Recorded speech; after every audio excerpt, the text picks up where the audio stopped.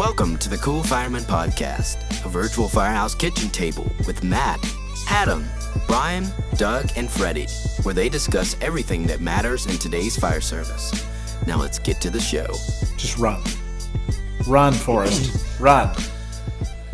Yeah. Jenny. So, Jenny. we have... All right. We're here. The three of us made it. Welcome. We do. Welcome we all to have the seats at the table here. Cool Fireman Podcast episode right before the Super Bowl. I think this is dropping on Friday the 7th. The Super Bowl's on the 9th. And Unkie is here to join us. What up, dude? Hey. All right, he's here. Hey, hay is for horses. That is correct. All right. Today we are talking about there are no assigned seating in the firehouse, but this is my seat. That's what we were talking about today. And it goes way further, a little bit more deeper than just, this is my seat at the dinner table. But first and foremost, a little bit of housekeeping. The Cool Fireman Podcast is always brought to you by Unkie Seasoning. Go get your Unkie Seasoning, unkieseasoning.com. Top middle is our boy, our man, the myth, the legend, Adam Coy, and the salty firefighter. Or smoky firefighter. It's salty, right? It's the salty firefighter. Yeah, the salty firefighter is out and it's ready to be purchased. Is that correct? That is correct. So available now. Go get you some. It is really good. It's very smoky. You open that sucker up and you stick your nostril in there and boom. You feel like you're at a camp out. It's amazing. I tell you what it's really good on is chicken. Okay. It is good on chicken. All right. Well, prove you it. Mix that with some Elizabeth salt. Oh my god! Oh my god, that's a lot of salt. But okay, Brian. Well, all my other seasonings are actually low sodium, and the salty fireman is just sodium. Salt. That's just nothing but sodium. All right, and the Burn Box. So go get you a Burn Box subscription. Tom at the Burn Box is a friend, family, and whatever, a sponsor of the podcast. We love Thomas.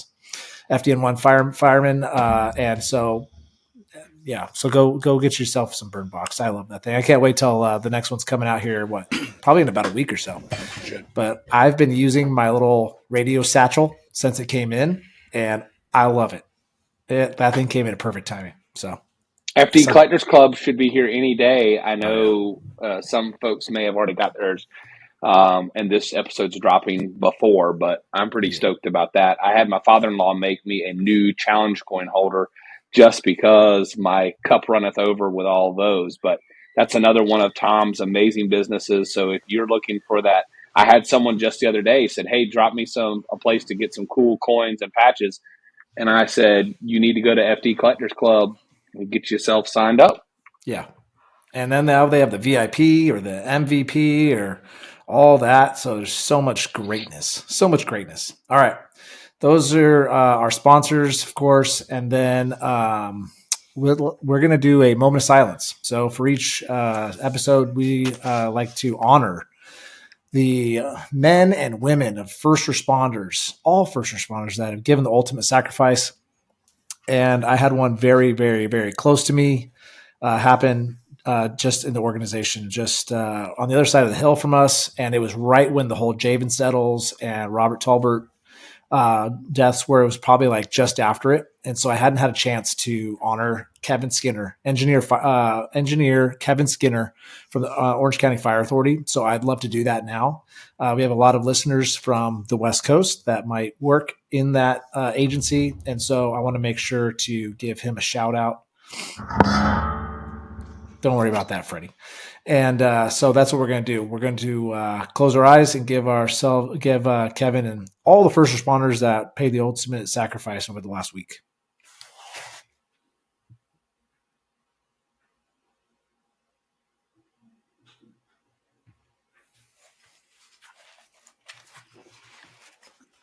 Well said. Well said. And then last but not least, wow, Freddy is having a really hard time right now. We've been talking for the past half hour without it being on record, and now all of a sudden he's having issues. Perfect.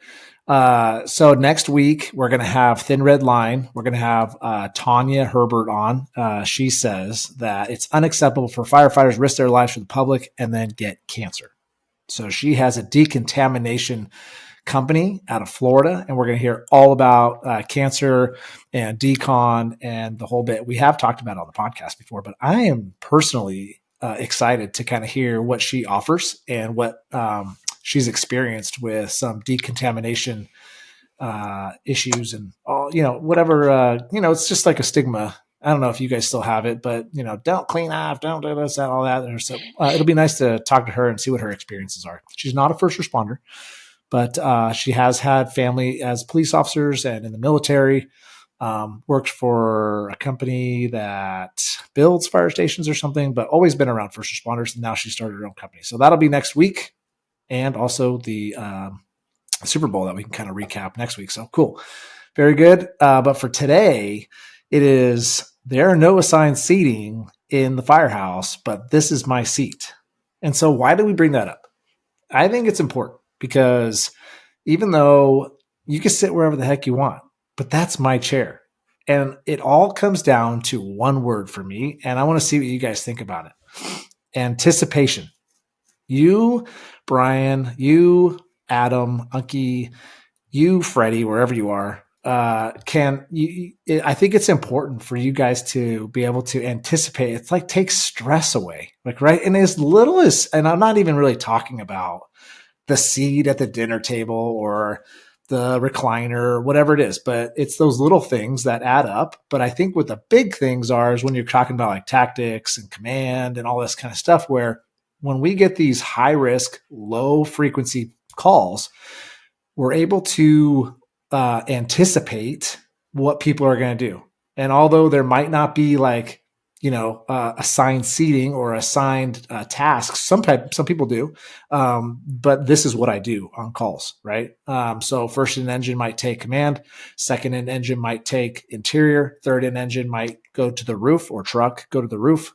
So we have a little playbook, and we try to follow that as much as possible. But I don't know. What do you guys think about the word anticipation and its importance in the Firehouse? Like, when just little day-to-day things and or, big things like high risk, low frequency calls.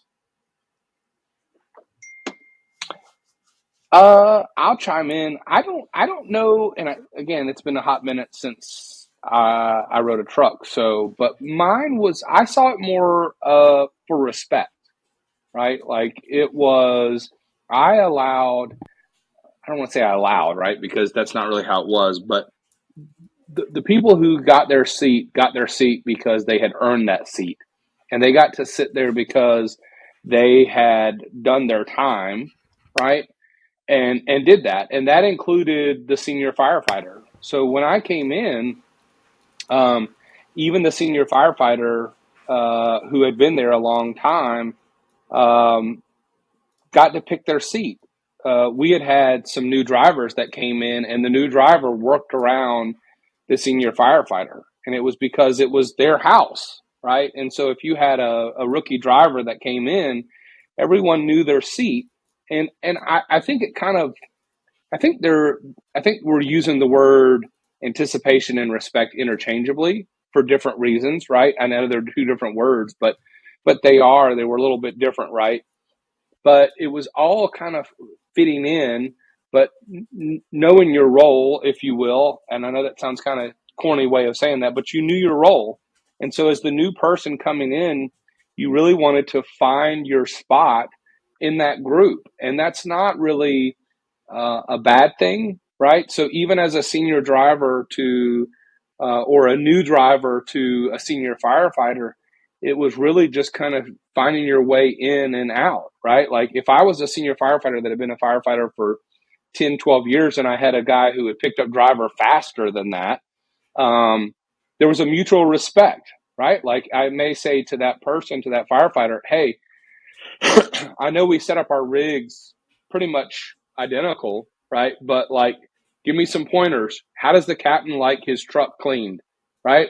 What was some pet peeves that Cap had about the way that we do things around here? And that was a respect thing. I went to the firefighter and talked with them, right? Well before I ever sat down and talked with the captain and had my expectations meeting.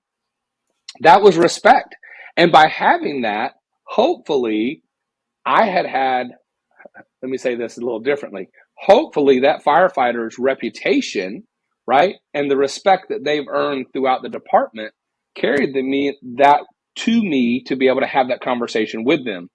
Because if not, I would not have that conversation with them. If I knew that they were the dirtbag and that they were going to just spread lies and get me in trouble, so that way I went down and had a conversation with the captain that was going to go a totally different way, then they hadn't earned that respect, right? So if I outranked them, it would go totally different. So I think that that's what it's really about. And as long as everyone understands that that's kind of, I don't want to say how it goes, but hey, if you want me to respect you, you're going to give me the information I need to be successful, and I'm going to help you be successful, right? And that runs unilaterally as a team, just like I kind of think what you were saying as well, Matt, right? Like you want to be the best crew that you can be and run efficiently and effectively.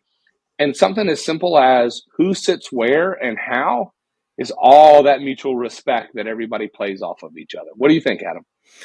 Well, it's definitely respect plays a role in everything. When I visit another firehouse for the shift, I definitely have respect for their firehouse and how they conduct business, and be it from riding on the truck to the kitchen table itself.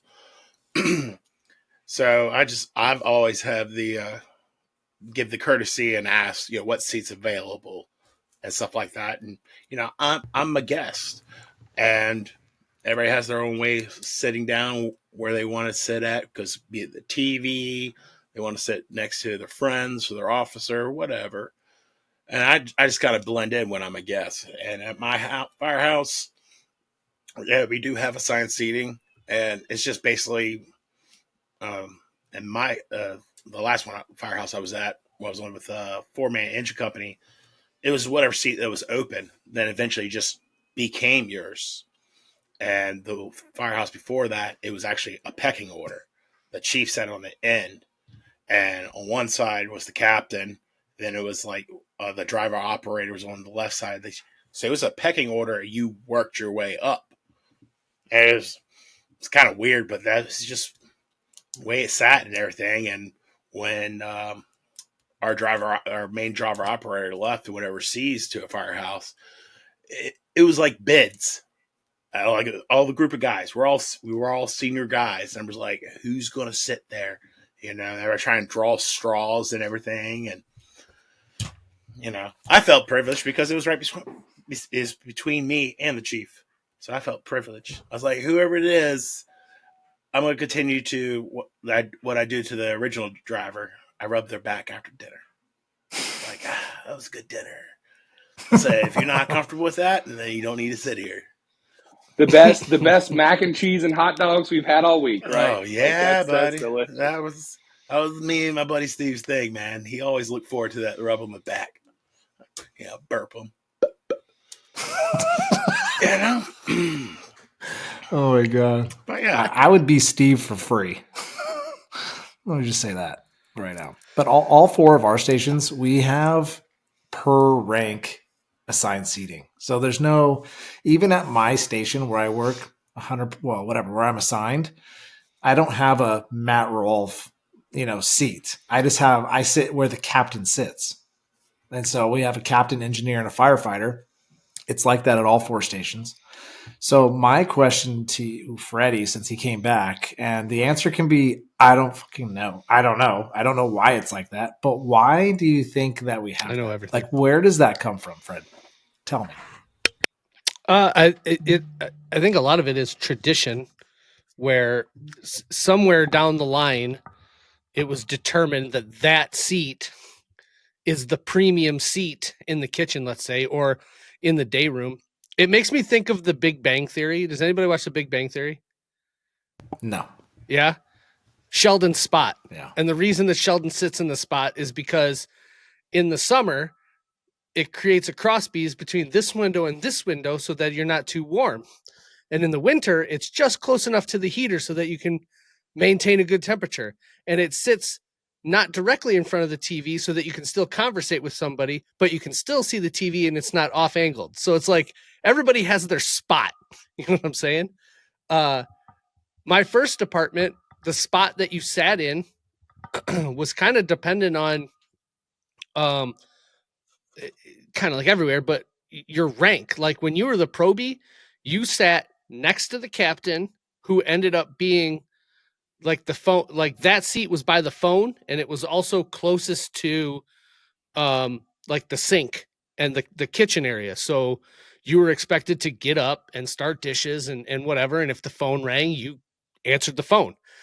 On my new spot, we have a 6-person table, and at either end you have the battalion chief or the officer in charge, choose the battalion chief, and on across it, like King James, like all the way down, like 9 miles down to the end of the table, that's where the probie is, and everybody kind of fills in from there. Usually the officers sit like next to the officer in charge, but that one is also right next to the phone. And we have this really funny thing, and it actually came up the other day when we were sitting there talking, was we have 6 people at station 1, and the table has 6 people or 6 seats. And then there's like a stool, and then people sit on the counters or whatever.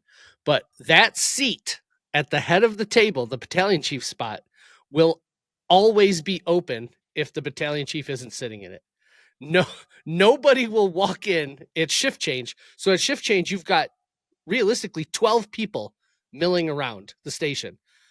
And if the battalion chief, so the oncoming and offgoing battalion chiefs go into the chief's office with the assistant chief and the fire marshal in the morning, and they do like their own little meeting, and they get 30 minutes. They put it into Vector, 30 minutes of officer development that they get every day that they do that. So they put it down or whatever. So if no battalion chief is upstairs, people will sit on the floor. They'll sit on the counters. They'll stand, whatever. Nobody sits in that seat. And we were joking about it. It's like very superstitious. Like, I ain't sitting in that seat. That seat's got a lot of responsibility. I ain't the one that's going to sit in that seat. And we all kind of got a good laugh, because there's sometimes that people will walk in, see that there's nowhere to sit at the table, and they'll go downstairs and sit at the picnic table in the bay. And up here in Michigan right now, outside it's like 10 degrees. So in the bay, it's like 20. People will sit down there with their sweatshirt, job shirt on, and they'll be like, so yeah, the shift was great. Yeah, we didn't do much. And it's like, what are we doing? Why are we do that to ourselves? But nobody wants to sit in the seat. And you better believe that I ain't going to sit in that seat. Like, even if the battalion chief will sometimes sit on a side seat after dinner, if we're watching like a hockey game or something like that on TV. And we're like, dude, what are you doing? Like, sit in your seat, because you're throwing everybody off right now. Dude, as stupid as it sounds, okay, the last like 3 minutes of what you just said, it's like, to somebody that's not in the fire service or somebody that's not like-minded personalities would be like, that is the most immature, dumbest thing I've ever heard in my life. Grown-ass men won't sit in a seat because of whatever superstition, or that's the way we've always done it, right? And so I will tell you that I completely understand what you're talking about, Fred. I understand the personality. I understand why you do it. We don't do that in the morning. So if we all get up in the morning, let's say around 6, we grab some coffee, and I can sit in whatever seat I want. And I kind of like it. So because it gives me a different perspective. But you're a captain. You are literally messing with the flow. No. I'm here to tell you that my fire department is not like yours in that sense. But when it comes to lunch and dinner, yes. But when we're there drinking coffee, shooting the shit, pass along this, that, and the other, we've got the TV on. I can sit in whatever chair I want in the morning to drink my coffee, and nobody thinks it's weird. So that's our culture, is like to just not care, right? And we'll sit there. But what I like is that it gives me, I'm like, ooh, I kind of like this chair. I can kind of see that way better. I can kind of see the TV better, whatever it is. I don't know. I like it, but it's like this like weird, I don't know what the word is, but I'll just keep it at that I understand what you're saying. It just sounds like, I can imagine if we had some like guest in here that was not in the fire service, they'd be like, you guys are the most stupid, immature idiots that I've ever heard in my But- life. And the answer is Isn't yes. there a saying- Yes, we are. Isn't there a saying that every friend group has a weird person, and if you don't think that your group has one, Yeah. then you're it? Yeah. So Matt, I think you don't think anybody has a problem with where you sit in the morning, because I think you're the only one that thinks it. Well, because he Okay. farts at the table. Well, I'm not the only one. Okay. There's multiple farters at the tables, which we need to stop. It's disgusting. Do you have so does this roll over to your guys' houses? Yes. Yes. Yeah, I can go to station 2 and I can No, walk no, in the No. morning. At like their house. No, Matt, your house. What about my house? Do you sit in the exact same seat every time you guys eat dinner? Yes. Yeah. So does my family. And what's funny is my wife and my kids get thrown off if it's changed. So Like, wait. when I make dinner and I plate everything out and I put it in people's seats or whatever, like, So let me ask Unkie. So is what Freddy's saying is we're not the only crazy ones, and maybe we're not even crazy. Maybe we're not even immature. Maybe it's just normal to have What's normal? assigned seating. What's Huh? normal? So, That's everybody's got assigned seats at home. What do you do if your child is sitting in your seat? At the house? They move. they move. don't. They end up across They the don't. room. You don't. Like, do you say something? What do you do? How do you respond? I'll stand there Get at, with my plate. I And put some everything. baby powder I'll just stand on the there. back of my hand. I'll stand there and I'll just wait for a second. Then my wife would go, you need to get in your seat, bud. I was like, thank you. So it's funny that you say that because my son sits in my seat when I'm at work. So like if I FaceTime the family when I'm at work and they're eating dinner, Owen is sitting in my seat that I normally sit in. And I'm like, WTF, mate. You know, like, So he assumes the male of the house role. and I kind of dig that. I kind of Yes. dig that, dude. Yeah, That's I like see that's power fine. move, dude. That's like power move. Like what? Like you're not here, bro. So I'm gonna take. I'm taking the reins. Which I filling kinda You know in for how daddy. deep it actually you know how deep it goes is my kids like to have friends over and they'll invite them for dinner and stuff. Like one of his friends sat down at the table because our table setup goes, I sit here, across from me is Gigi, next to me is Parker, and kitty corner for me is Emily. Kitty corner. And so I'm next to Parker. So one of his buddies, grabbed a seat and Park sat down and his buddy sat down next to him. And Park literally was like, no, you can't sit. You can't sit there. You can't You'll sit get there. the And belt. he's like, why? And he grabbed like another chair. He's like, you could sit on the end of the table. That's where my dad sits. He was like, that's so weird. And Park's like, it isn't. So that was the question that I was going to ask before we hit record. What happens? Did we not hit record? No. What I was going to say is, what happens when the guests come to the firehouse, right, and throws it off? That's what I was going to say. Whether it's the fire chief or somebody else, We what tell happens? the fire chief where to sit. Okay, Yeah, heck yeah. That's the Okay. only time you tell a chief what to do. I got you, and that's cool too. But like for the guests, what do you do when the wife comes or the girlfriend comes to eat that night and she doesn't know the rules and she sits down? How do you handle that? You tell They them should where to know sit. Dude, rules. everybody's silent. Everybody's thinking the same thing, and everybody's kind of Right. like looking around like this is really awkward. But they're not going to say anything because we want to be polite. Like they're our guests. You sit wherever the hell you want to sit. Yeah. But at the same time, we're just like, oh my God, something like we're going to have an earthquake right now. The a tsunami. earth is off of its axis, right? Yes. We need to So- all just start pulling the Unkie. Just grab your plate and stand behind the chair. I won't that you do wanna that sit to at. anybody's family member. But I'll grab my plate and I'll go stand by the rookie and stare at him and be like, hey, you got to move. I want your seat now. Doug, do you guys have assigned, unwritten Yes. assigned seating? Yeah, of course. And if you're detailed in, you better say, "Hey, what's open?" Yeah. I like that. Is it just a spot that. at the table? Same thing with beds. Is it just a spot at the table that Yeah, eventually it's just- becomes it's yours, just- or is it a pecking Yeah. order like Matt's? Like the captain sits here, then the next in charge, and No, my captain who just got promoted, Chief Chad, Chase, one of our firefighters, took his seat, and when the new captain got there, he's like, "I'll just sit down here, whatever." Like it doesn't root me. Whatever's open becomes yours eventually. Yeah, you take what you want. Same thing with our beds. I just had a hard Beds 100% is the same way. Beds 100%.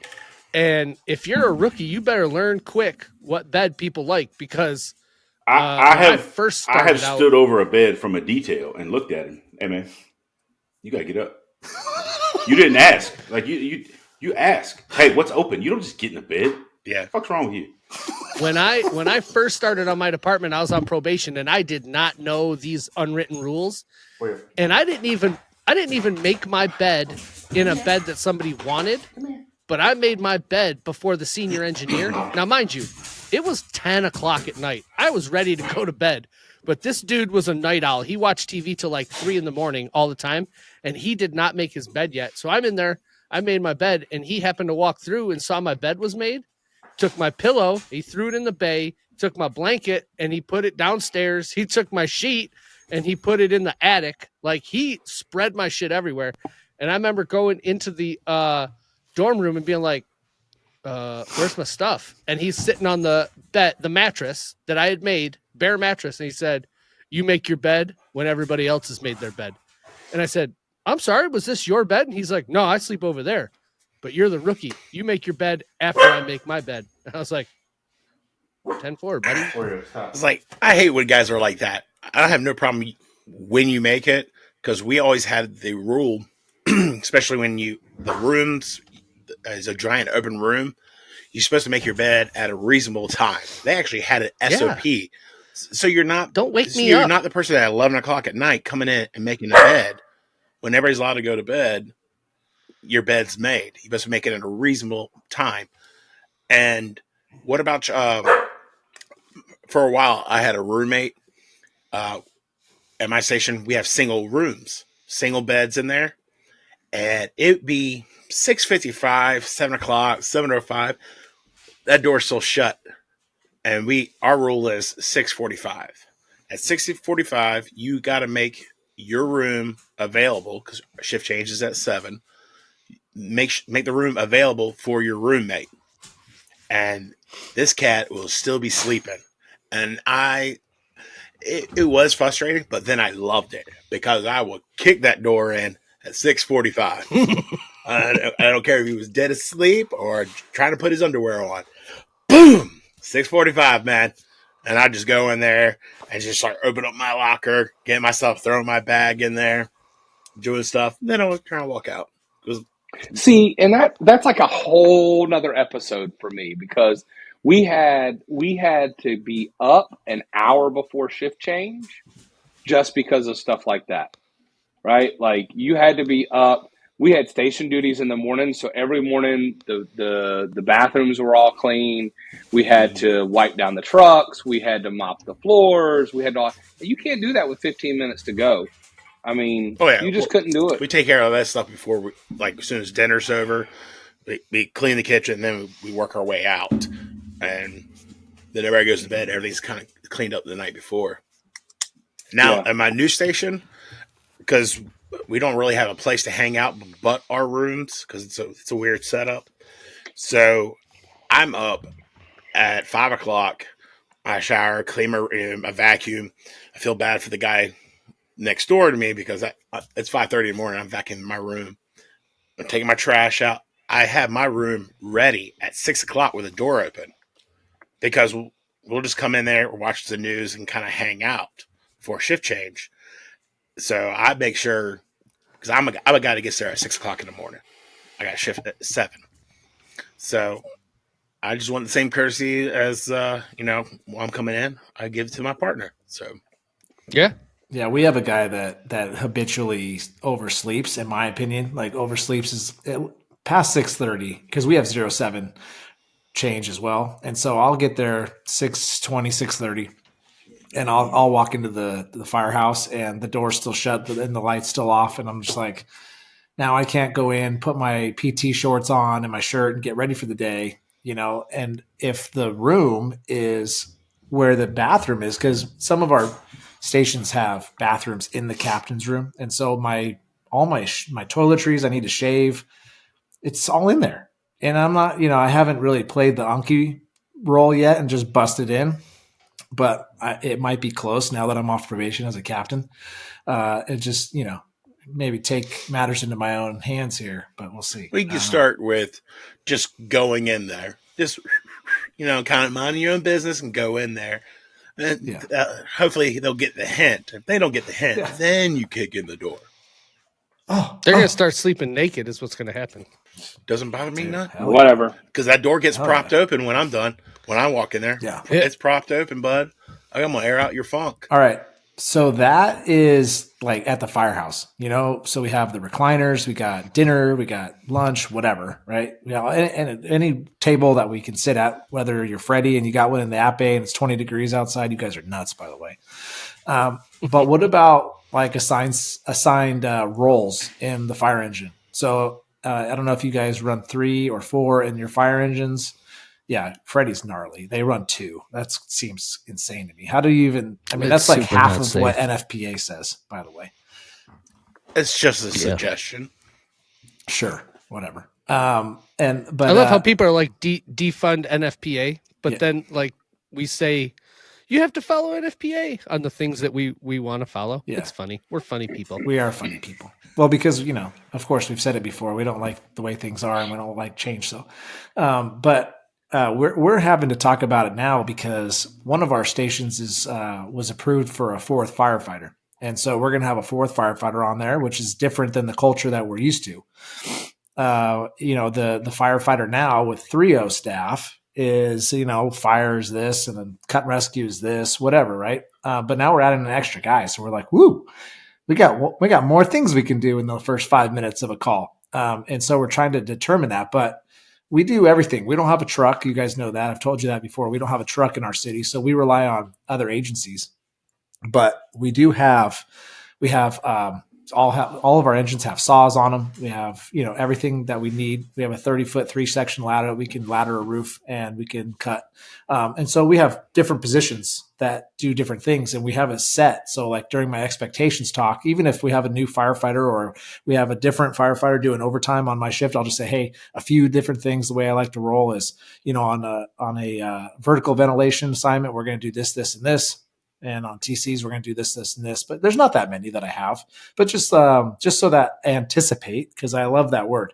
If the new firefighter or even my firefighter can anticipate what he's thinking, what I'm going to do on an incident, it's going to make his life a lot easier, and we're going to be a lot more efficient and safe, I think.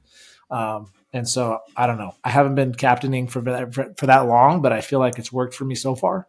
And so I don't know what you guys think about that. Or do you guys have assigned roles on your fire engine, or is it just like the captain calls for this and just get it done? Well, we got some people in my department that, I want to be on the left side of the truck. I'm the hooks guy. If you're passionate, you're that passionate that you want to come down, you take the seat, man. I can do all the roles. I'm fine. I just float. When I have the back of the cab or the truck open to myself to pick, is when I come out from the bunk room, whatever door's closest. I don't want to have to walk around the engine. So it normally is the driver's side, like when I ride backwards. But at my station, when the truck's facing the opposite way because the door broke, so now we're going out the back of the station, I'm on the right side. This was because I just hate going around, and I'm sitting there like fighting with like the captain. I'm trying to get by his door, and he's holding the door open, trying to get dressed, and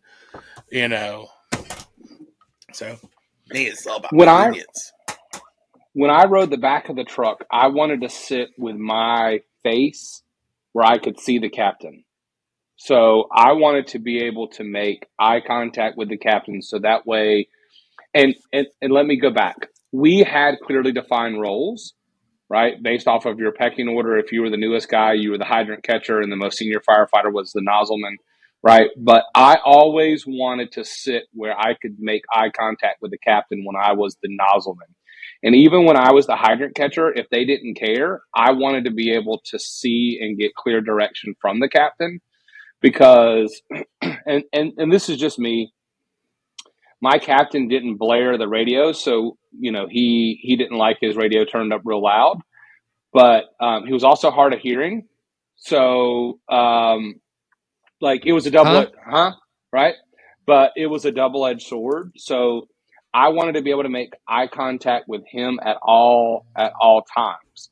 But when the other firefighter was senior to me, if he told me to move, then I moved, right? Like, but if the other person didn't care, I always made sure. So I was always sitting behind the driver.